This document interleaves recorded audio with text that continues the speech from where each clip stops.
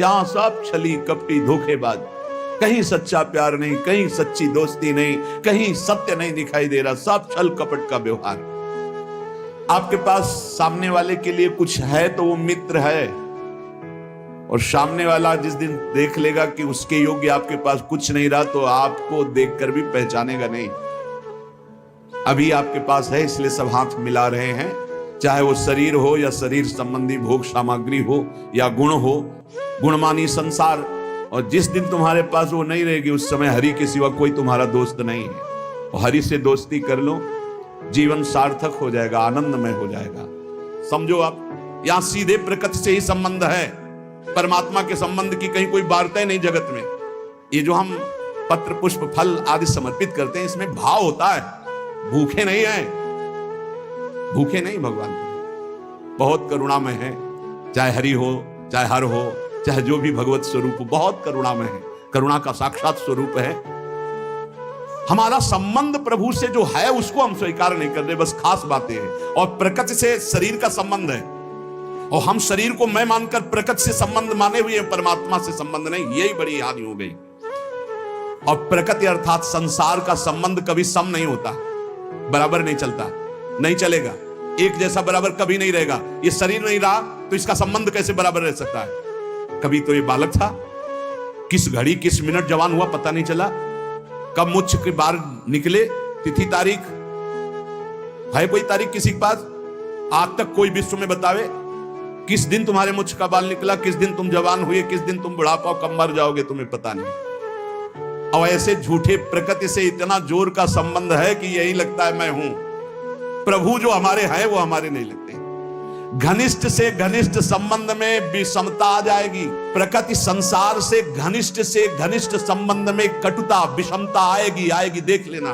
क्योंकि यहां समता है नहीं, ये विषम है संसार, समता नहीं है यहां।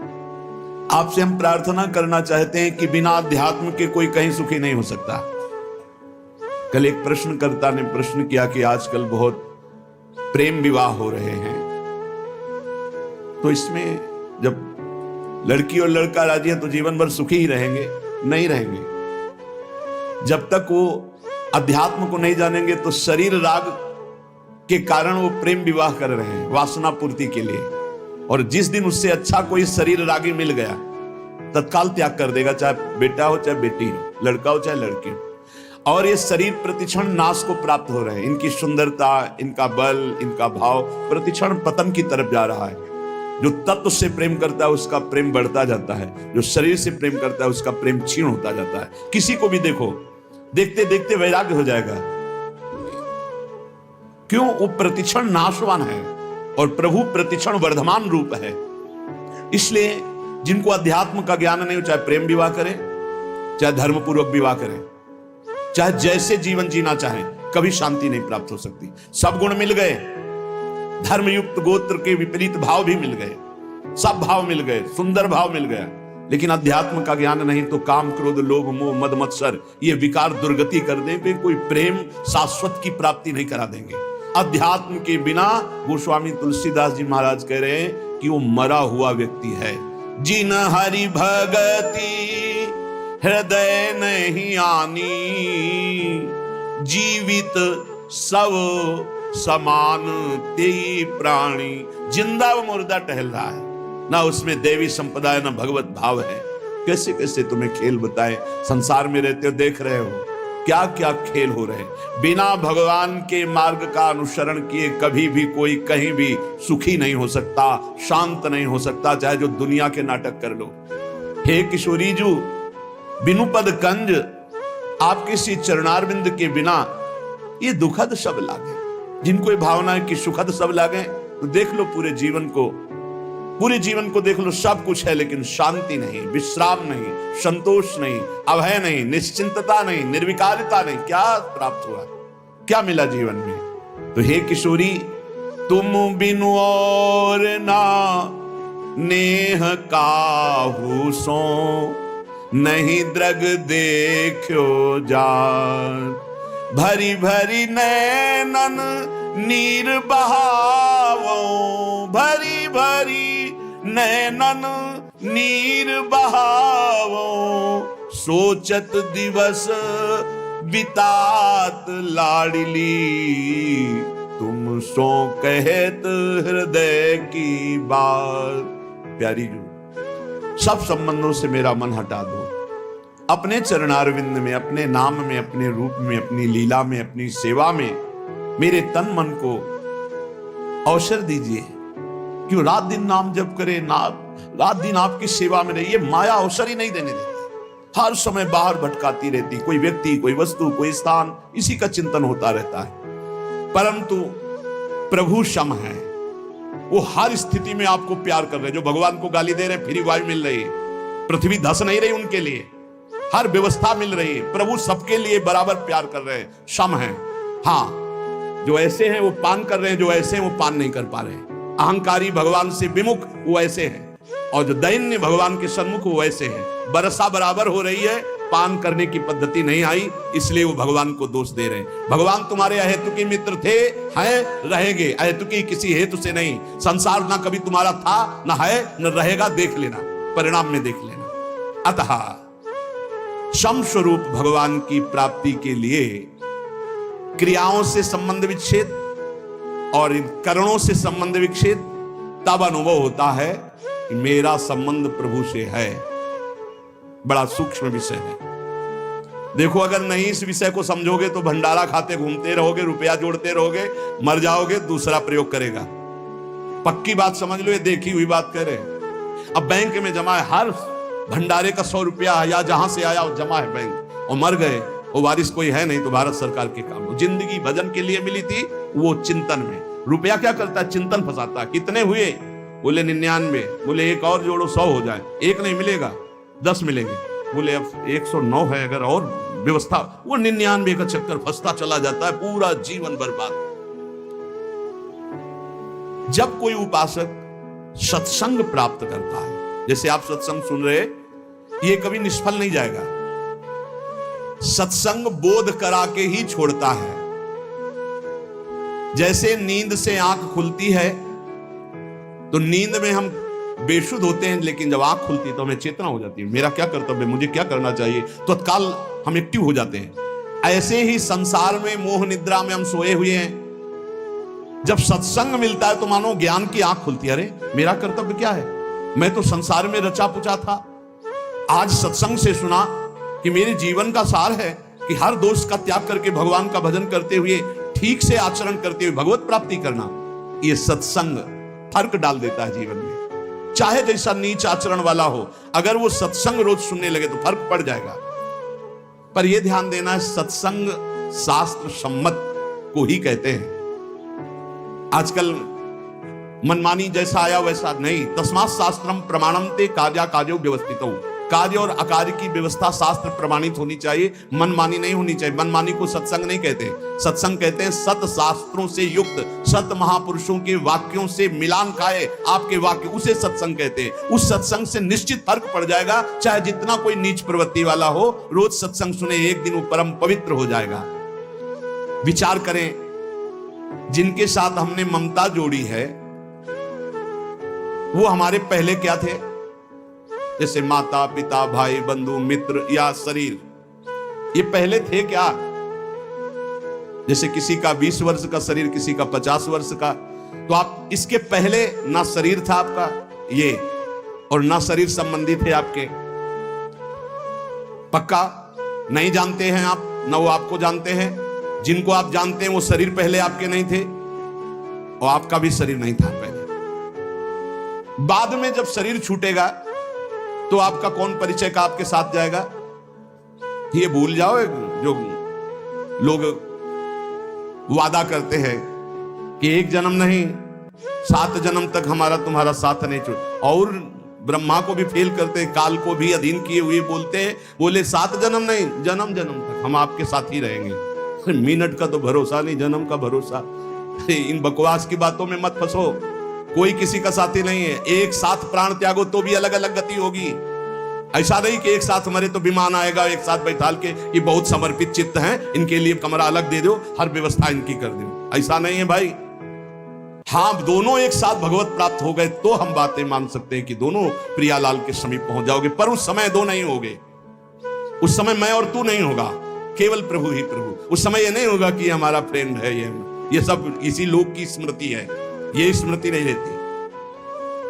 तो जो पहले हमारे नहीं थे, बाद में हमारे नहीं रहेंगे, तो ये बीच में हमारे कितने दिन हैं, ये विचार सत्संग से आता है। पता नहीं बिना कि सुने बाल्यावस्था में इसी विचार ने हमको बाबा जी बनाया, ये सब मरेंगे। पता नहीं कैसी अशांति पैदा थी, वो कि पूर्व जन्म का कोई होगा भजन या कोई ऐसा कृपा प्रसाद।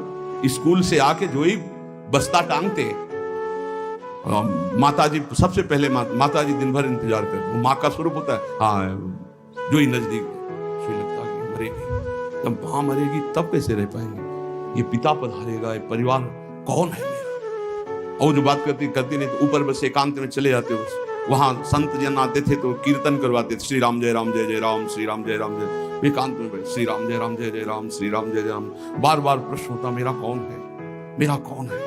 बस अद्दर आने लगा, भाग संसार से भाग, ऐसा आने लगा कि बेचैनी। तो कह रहे सत्संग में यही विचार, अगर सत्संग में आपका विचार नहीं बदला तो सत्संग क्या। सत्संग किया, ममता नहीं छूटी, कामना नहीं छूटी, आपके गंदे आचरण नहीं छूटे तो संत संग ही नहीं है, बकवास, व्यर्थ की वार्ता। यदि आपका परिवर्तन नहीं हो रहा तो सत्संग कैसा। सत्संग से ममता छूटना, कामना छूटना, गंदी बातें छूटना, किसी की ताकत नहीं और कि कामना छोड़ सके, ममता छोड़ सके, राग छोड़ सके, ये सत्संग छुड़ाता है।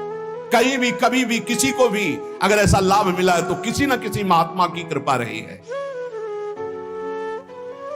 देखो बचपन में खिलौनों में इतना राग था, अगर एक भी खिलौना हमारा टूट जाए या ना दिया जाए तो कैसा।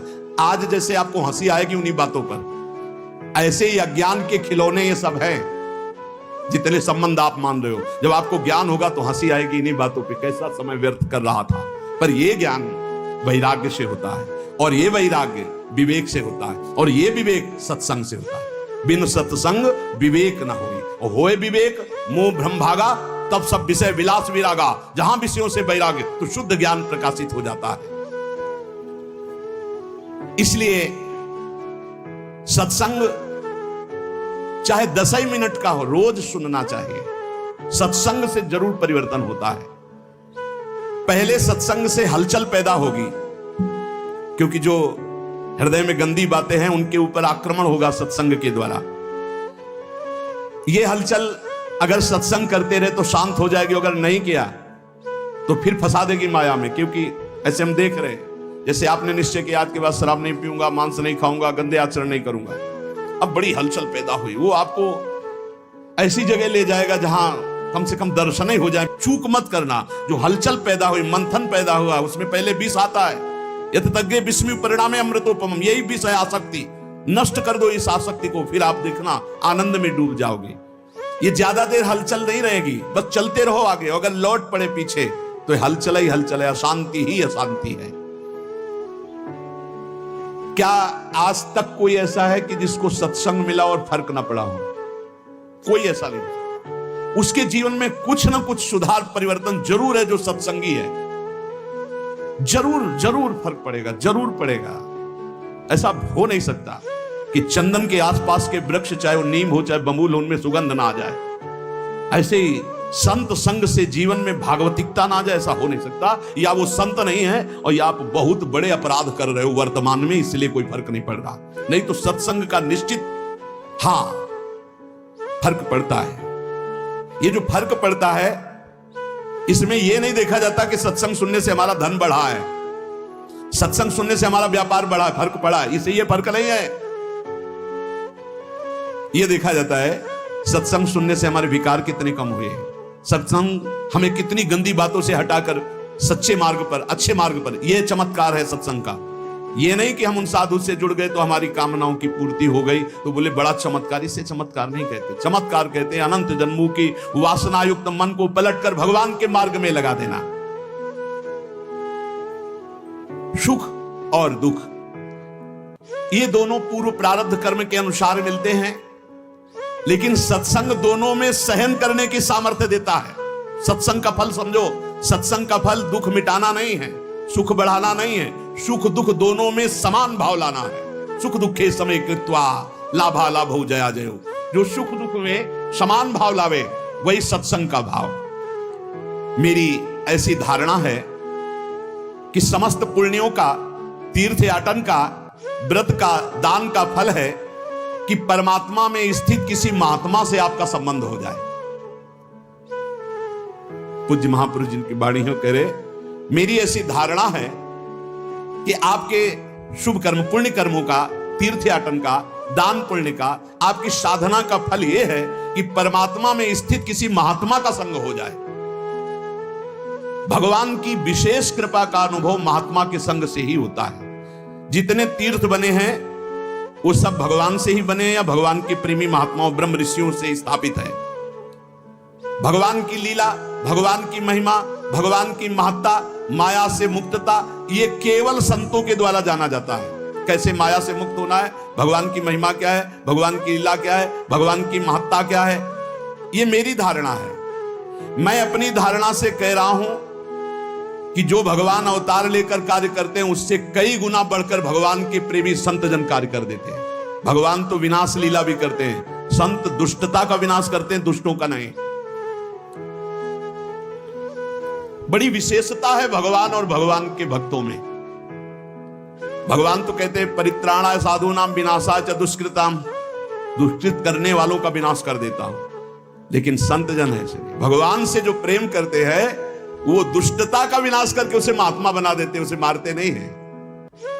भगवान की महिमा अगर किसी के हृदय में जागृत हुई तो जरूर संत वचन कान में पड़े हैं। भगवान को बड़ा संतोष होता है जब जीव कभी किसी संत को अपना मान लेता है और भगवान उस पर अपार कृपा करने लगते हैं। ये मेरी धारणा है। संसार का सबसे ज्यादा लाभ भगवान के प्रेमी जनों से होता है। संतों में कोई कमी नहीं रखते भगवान, अपनी संपूर्ण सामर्थ्य विराजमान कर देते हैं। संतों में विशेषता आती है, वो श्री भगवान से आती है। संतों की खुद विशेषता नहीं होती, वो श्री भगवान की होती है। इसलिए संत जनों से जगत का बड़ा मंगल होता आया है। भगवान की कृपा से ही संतों का यश होता है और संतों के यश से जगत का मंगल होता है।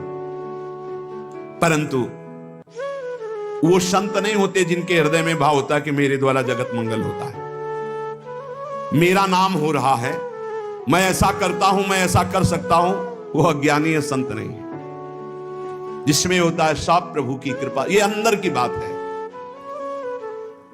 ये बड़े आदरणीय महापुरुष होते हैं जिनके हृदय में कहीं किंचन मात्र अहम नहीं होता। वो बड़ी से बड़ी महिमा को भी अपने प्रभु की देखते हैं, कहीं अपना अस्तित्व नहीं।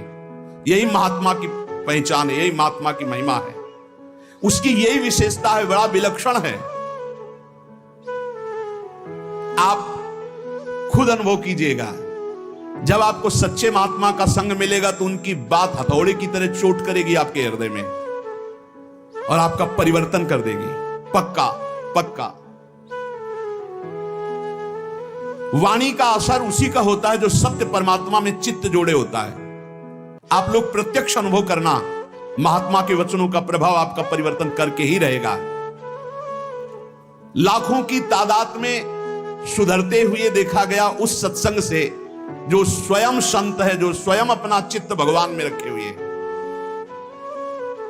देखो, एक चर्चा होती है, उद्देश्य उसका कहने को हम कुछ भी कह सकते हैं। आंतरिक उद्देश्य को सर्वज्ञ भगवान पहचानते हैं। अगर आंतरिक उद्देश्य है भगवान की चर्चा और सबका मंगल, केवल यही उद्देश्य है, निश्चित परिवर्तन होगा। वो आंतरिक उद्देश्य है अर्थ प्राप्ति, भोग प्राप्ति, मान प्राप्ति, भगवत प्राप्ति की कहीं कोई आंतरिक बात, उसका प्रभाव नहीं पड़ेगा। थोड़ी देर मनोरंजन भले हो, प्रभाव नहीं पड़ सकता। भगवान में जिन्होंने चित्त जोड़ दिया, ऐसे संतों की अपार महिमा, अनंत असीम प्रभाव। मेरी वाणी में सामर्थ्य क्या मैं कह सकूं।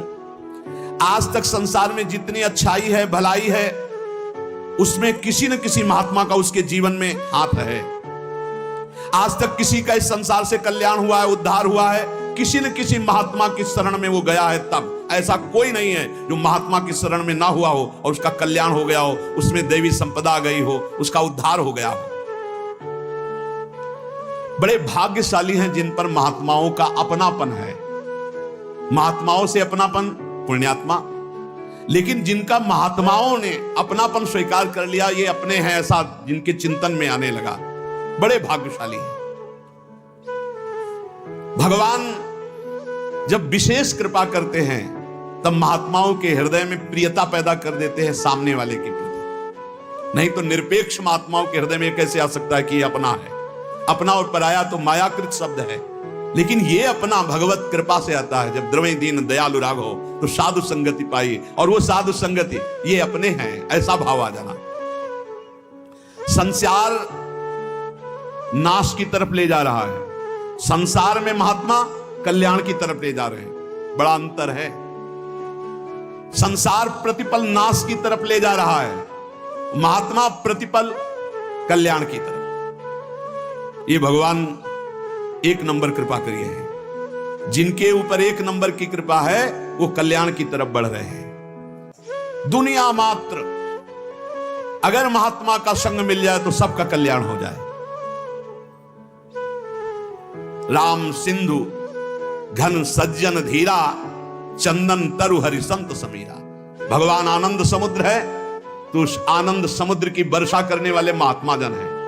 हर शास्त्र से, अपनी तपस्या से, भजन से उस आनंद के शब्दों को घसीटा और वर्षा दिया सत्संग के द्वारा। भगवान चंदन का वृक्ष है तो संत वायु हैं, उस सुगंध को फैलाने वाले हैं। जितना लाभ संतों से होता है उतना और किसी से नहीं होता। मतलब समुद्र भी उतना लाभ सबको नहीं दे सकता जितना वर्षा से होता है, क्योंकि समुद्र के पास जाना पड़ेगा, वर्षा तो फैलकर सब जगह होती है। ऐसे संत चलते फिरते तीर्थ है। भगवान आनंद समुद्र हैं तो आनंद समुद्र तक पहुंचना बड़ा कठिन, तो उस आनंद समुद्र की हर आनंदमयी बात लेकर संतजन प्रवचन के द्वारा, सत्संग के द्वारा संसार को भिगोते रहते हैं भगवत रस में, भगवत आनंद में। आनंद की बाढ़ अगर कहीं आई है तो सत्संगी के हृदय में ही आई है। भगवान के प्रेमी भक्त अगर कोई बले हैं तो संत कृपा से बले हैं। इसलिए अगर किसी को सत्संग प्राप्त हो गया है तो उसे छोड़ना नहीं, ये दुर्लभ वस्तु है। सुतदारा धन लक्ष्मी पापियों के घर होए, संत समागम हरि कथा तुलसी दुर्लभ दोए। महत्संगस तो दुर्लभ हो। भगवान का पूजन करना, भगवान का भजन करना, भगवान का चिंतन करना आज तक किसी के जीवन में आया है तो संत संग से आया है। हम तो ये देख पा रहे हैं कि भगवान से भी अधिक कृपा महात्माओं की जोरदार होती है, क्योंकि भगवान सबके हृदय में रहते हुए भी दुर्गति बंद नहीं हो रही, और संत का सानिध्य प्रगट में मिल गया तो दुर्गति वहीं से रुक जाएगी। बिल्कुल सच्ची बात। हमारा सबसे बड़ा लाभ का केंद्र संत महात्मा है। विश्व का आज तक जो लाभ हुआ वो संतों से हुआ है। लीला देखने में, लीला सुनने में हमारे हृदय में तभी प्रीति होगी जब प्रेमी महात्मा गायन करेगा। खास बात है, जो भगवान से प्रीति करते हैं वो जब चर्चा करते हैं तो एक विशेष आनंद होता है। भगवान के प्यारे भक्त साक्षात परम पावन तीर्थ स्वरूप होते हैं। उनके दर्शन स्पर्श मात्र से पाप नष्ट होते हैं। भगवान उनके हृदय में विराजमान रहते हैं। बड़े बड़े तीर्थों का स्नान करना, वहां जाकर संयम नियम पूर्वक जैसी महिमा है वैसा निर्वाह करना, तब कहीं आगे चलकर फल मिलता है। लेकिन सत्संग का तो तत्काल फल मिलता है, तत्काल फल मिलता है। जीव का परिवर्तन होना शुरू हो जाता है। इसलिए मोरे मन प्रभु विश्वासा, राम ते अधिक राम कर दासा। भगवान से अधिक भगवान के दास की महिमा है, निश्चित विश्वास कीजिए। भगवान के दास की महिमा ऐसी है कि उसको भगवान चाहे बाद में मिले, लेकिन भगवान के दास का दासत्व जो ले ले उसको पहले भगवान मिलते। ये खास बात है। दास दासोहम में एक खास बात है। भगवान के दास का आश्रय ले लिया तो उसको भगवान बाद में दुलार करेंगे, पहले दास के दास का दुलार करेंगे। जैसे बिजली का कनेक्शन ना हो, सही कनेक्शन ना हो, तो बिजली आ भी रही बोर्ड में, आपका स्विच भी सही है, तार भी लगा हुआ है, बल्ब भी सही है, ऑन ऑफ भी कर रहे हो, लेकिन नहीं जलेगा वो।